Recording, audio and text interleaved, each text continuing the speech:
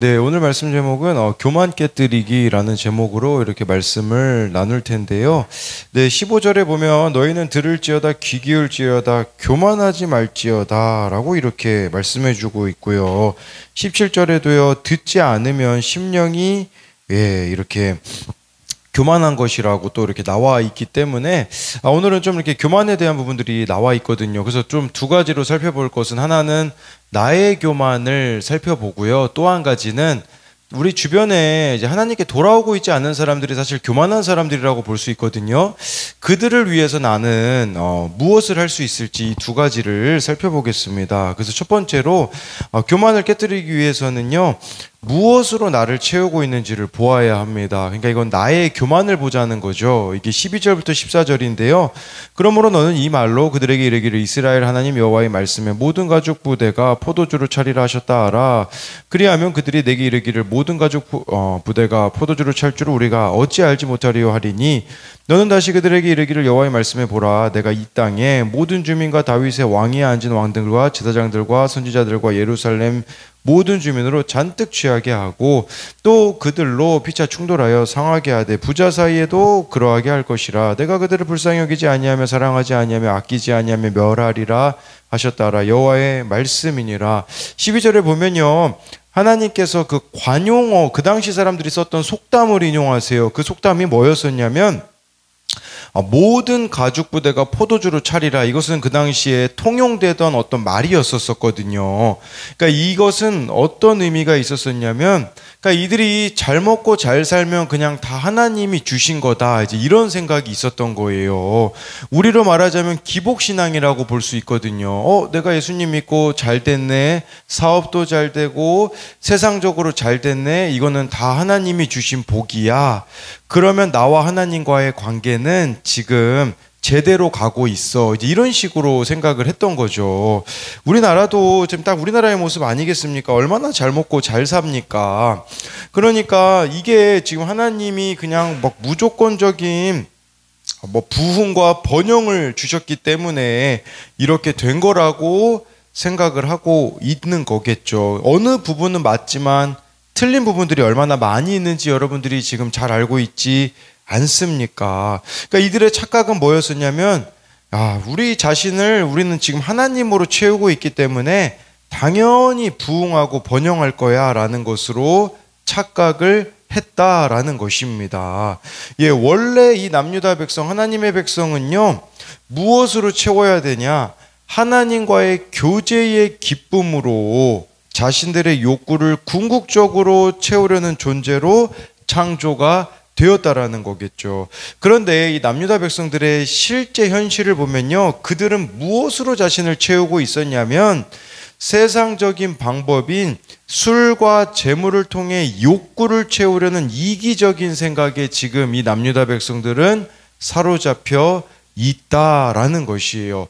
겉이 아니라 너희들 속을 지금 봐야 된다. 뭘로 너희들 지금 채우고 있냐? 이걸 지금 하나님이 물으시는 것이겠죠. 13절에 보니까요, 그런 그들에게 그렇게 너희들이 좋아하는 포도주로 잔뜩 취하도록 하여 멸하실 것이라고 말씀해주고 있는 것이에요. 그러니까 이들 자신은 지금 포도주로 잔뜩 채워져 있다라는 거겠죠.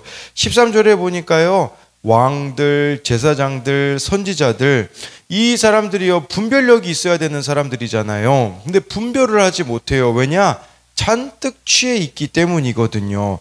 이들이요, 욕심으로 채워져 있기 때문에 분별력이 없어서 가장 무기력한 상태에 빠져 있다라고 13절에서 말씀해주고 있어요. 그러니 14절에 어떤 일들이 벌어집니까? 온갖 세상 것들로 가득 찬 사람들이요, 서로 부딪히고 싸우고 상하게 하고 있다라는 것을 말씀해주고 있어요. 피차 충돌하고 있다.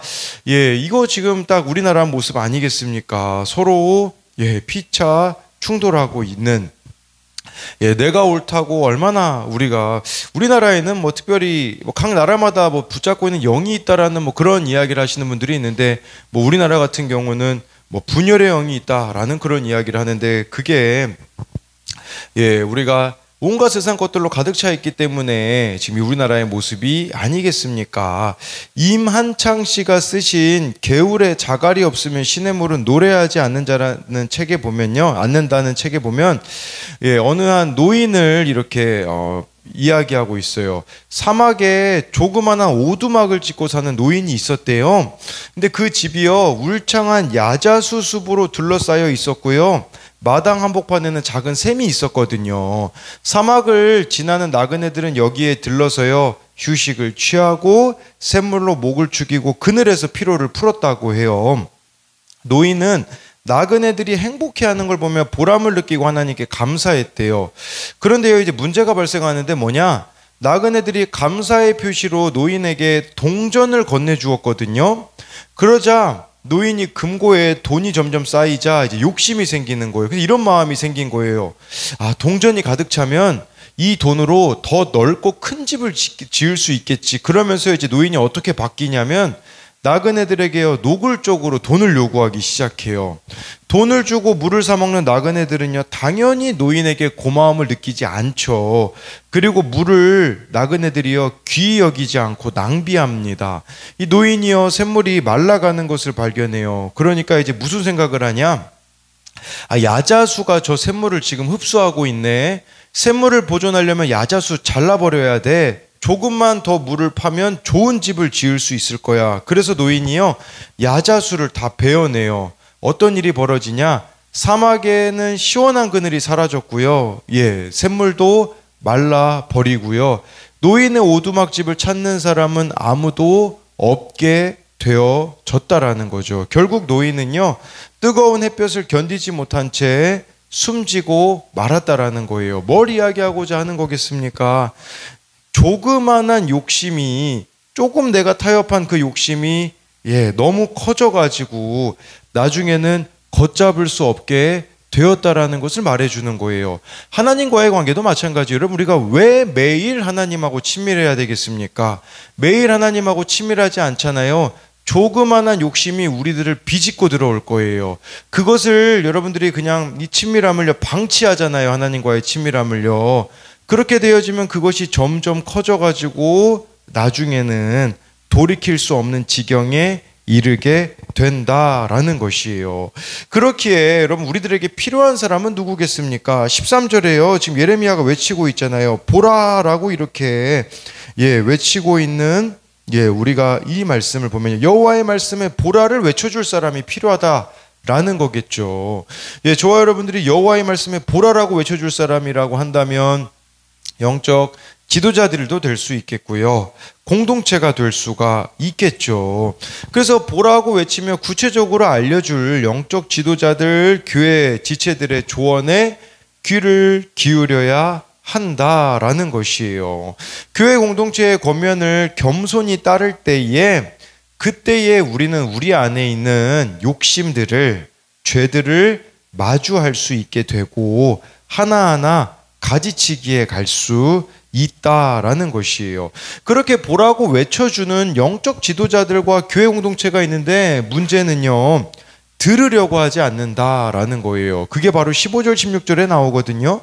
너희는 들을지어다, 귀를 기울일지어다, 교만하지 말지어다, 여호와께서 말씀하셨음이라.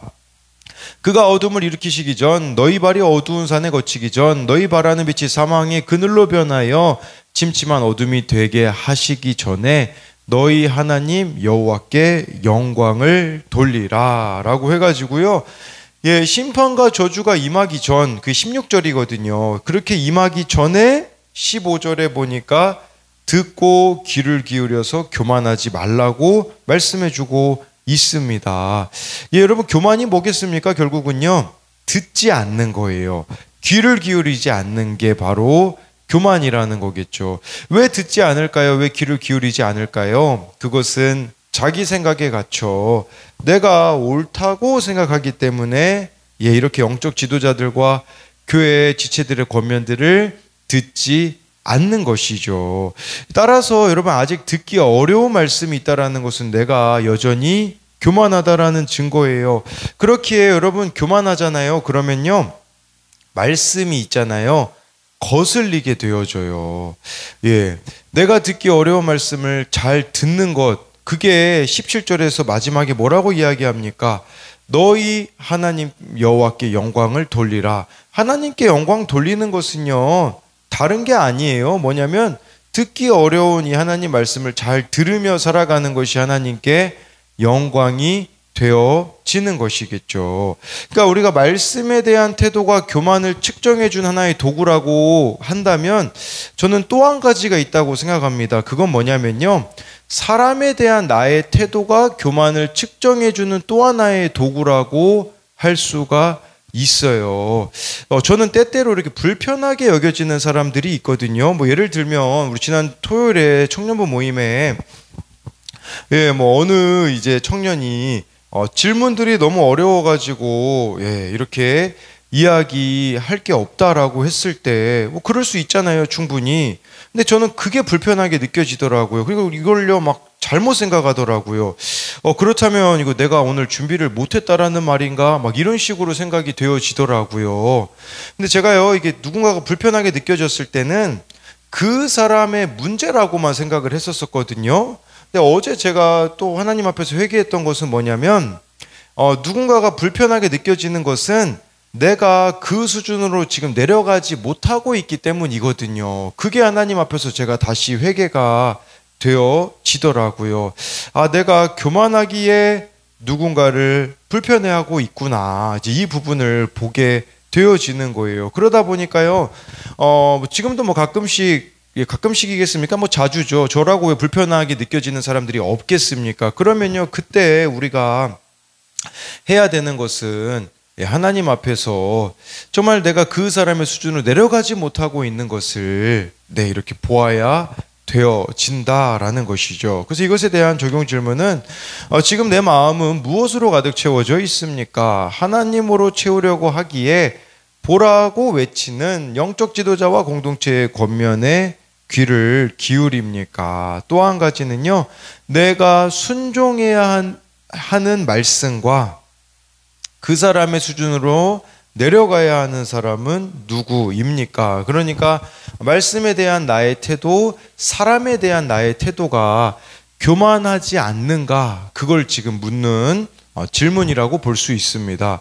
두 번째는요, 이제 교만한 사람을 대한 우리들의 태도가 나와 있어요. 교만한 사람을 깨뜨리기 위해서는 애통해야 합니다. 우리 주변에 교만한 사람들이 있거든요. 그들을 애통함으로 깨뜨려야 된다. 그게 17절에 나오거든요. 너희가 이를 듣지 아니하면 나의 심령이 너희 교만으로 말미암아 은밀한 곳에서 울 것이며 여호와의 양떼가 사로잡힘으로 말미암아 눈물을 흘려 통곡하리라. 이걸 듣지 않으면요, 예레미야가요, 나는 너의 교만으로 인하여서 은밀한 곳에 울 거래요. 우리로 말하자면요, 아무리 권면해 줘서 안 듣는 사람 있으면 여러분 어떡합니까? 그냥 포기해버리고 싶잖아요. 포기해버렸을지도 몰라요. 근데 예레미야는요, 어떻게 하겠다고 이야기하냐? 은밀한 곳에서 울겠대요. 우리로 말하면요, 골방에 들어가서 나는 애통하는 마음으로 기도하겠다라고 예레미야가 말씀해주고 있는 거죠. 눈물을 흘려 통곡하리라는 게 바로 그게 아니겠습니까? 여러분, 예레미야를 보셔야 돼요. 예레미야는 40년 동안 그렇게 했어요. 40년 동안이나 이 듣지 않는 남유다 백성들을 위하여서 우리가 안 들으면요, 아유 될 대로 되라, 난 기도 안 한다, 이제 너는 나랑 끝이다, 이런 생각을 갖기가 쉽잖아요. 근데 예레미야는 그렇게 하지 않고 여전히 골방에 들어가서 너희들을 위해 애통하는 마음으로 기도하겠다라는 거예요. 여러분, 정말 죄를 짓기로 마음먹은 사람에게는요, 어떤 권면이 들리지 않아요. 들으려고 하지 않아요. 몇 번이나 이미 말했던 것을 반복해야 할지도 몰라요. 그럴 때 우리들이 해야 되는 것은요, 그들의 구원을 위해서요, 은밀한 곳에서 울라는 거예요. 통곡하라는 것이에요. 그들이 교만으로 인하여서 사로잡힌 것들을 보며 기도해야 된다라는 거죠. 우리는 믿음이 약한 자들을 보면요, 정죄와 판단이 앞설 수 있어요. 그런데 그것은요, 여러분, 누구나 할 수 있는 거예요. 정말 저와 여러분들에게 필요한 것은 믿음이 약한 자들을 위해 정죄와 판단하는 게 아니라 그건 하나님이 하셔야 되는 일이거든요. 그들을 위해서 우리는 기도해야 된다라는 거죠. 왜 정죄와 판단만 하겠습니까? 기도하고 있지 않기 때문이에요. 왜 다른 인생들에 대해서 그렇게 답만 많이 내리겠습니까? 그것은 바로 기도하고 있지 않기 때문이에요. 답은 하나님이 내리시는 거거든요. 우리가 해야 될 것은요, 어떻게 그 사람과 함께하며 십자가를 내가 져줄 수 있는가를 고민해야 된다라는 거죠. 제가요, 최근에 몇 달 전으로 기억하는데, 막 청소년들이요, 두려워지더라고요. 막 두려워가지고요, 만나는 것도 막 마음이 어렵고요, 막 말 거는 것도 좀 어려웠던 시간들이 잠깐 있었었거든요. 왜 청소년들이 저에게 두려움 대상으로 여겨졌겠습니까? 왜 가까이 하기가 어려웠을까요? 무엇이 문제였냐면요, 새벽에 있잖아요, 그들의 이름을 한 명 한 명 부르며 기도하고 있지 않기 때문에 두렵더라고요. 그런데요, 뭐 놀라운 일이라고 할 것도 없이요, 그냥 새벽에 어려운 거 아니거든요. 이름 명단 보면서 한 명 한 명 기도하니까요, 두려움이 사라지더라고요. 그러면서 왜 사람이 두려울까? 그것은요, 기도하고 있지 않기 때문에 두려움으로 느껴지게 되더라고요. 여러분, 기도한다라는 게 무슨 뜻이겠어요? 하나님을 두려워한다라는 거잖아요. 하나님을 두려워함으로 기도하잖아요. 그러면 물론 그 사람을 위해서 애통함으로 기도하는 것도 우리가 1차적으로는 필요한데, 그렇게 애통함으로 기도하게 되어지면요, 누군가에게 있잖아요, 담대히 전해야 할 말을 때에 맞게 전할 수 있는 지혜가 생긴다라는 것이에요. 그러니까 이런 거가 되겠죠. 나에게는 원래 이런 말이 튀어나올 수밖에 없거든요. 근데 기도하면요, 지혜롭게 진짜 원래 내가 하고 싶었던 그 말을 있잖아요, 하나님이 주시는 지혜로 그 사람을 자극하지 않고 말할 수 있는 타이밍과 그런 때가 주어지더라고요. 그렇기 때문에요, 말을 먼저 하려고 하지 마시고 하나님 앞에 충분히 기도하시다 보면요, 어떻게 구체적으로 나아가야 되는지를 가르쳐 주시거든요. 그때에 저와 여러분들이 순종하며 나아가는 그것이 필요하다라는 것을 기억해야 된다라는 것이에요. 그래서 이것에 대한 적용 질문은요, 나는 주변 사람들의 죄를 보고 정죄합니까? 아니면 대신 슬퍼하며 하나님께 기도합니까? 내가 애통해야 할 일과 담대히 권면해야 할 일은 무엇입니까? 그래서 담대히 권면해야 할 일은 이게 사람을 그냥 내가 두려워하고 있기 때문에 못하고 있는 것은 또 없지 않는가, 이런 부분들을 말하는 것이거든요. 그래서 우리가 하나님 앞에 이렇게 기도로 나아갈 때 하나님께서 이러한 지혜들을 주신다라는 것을 이렇게 적용 질문으로 가져온 겁니다. 기도하겠습니다. 살아계신 하나님, 오늘 말씀에 내가 교만한지 아는가 돌아보라고 합니다. 좀 하나님 말씀을 듣기가 거북하고 참 어려울 때가 우리들 가운데 있습니다. 듣기 싫을 때가 있습니다. 근데 그것은 내가 교만하기 때문이라고, 너의 안에 무엇으로 채우고 있는가를 돌아보라고 오늘 말씀하십니다. 내 안에 정말 욕심이라는 것에 내 인생에 틈을 주었기 때문에 욕심이 비집고 들어와 그것이 나를 장악해버린 상태라면, 지금 내 안에 있는 욕심들, 죄악들을 정말 가지치게 할 수 있도록 우리들을 바로 세워주는 영적 지도자들과 공동체 지체들의 그 권면을 잘 소화해낼 수 있는 자들 되게 하여 주옵소서.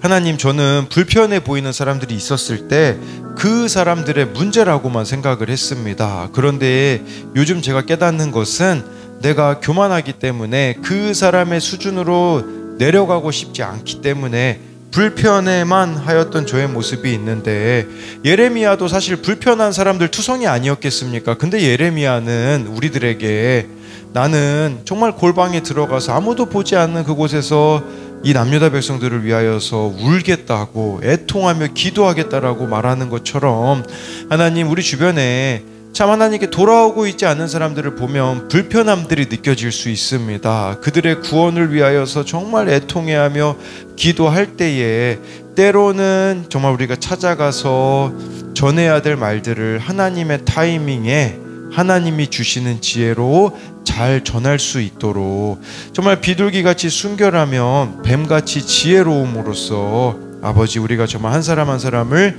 구원으로 잘 인도해낼 수 있도록 주님께서 함께하여 주실 것을 믿으며 살아계신 예수님 이름으로 기도드립니다. 아멘.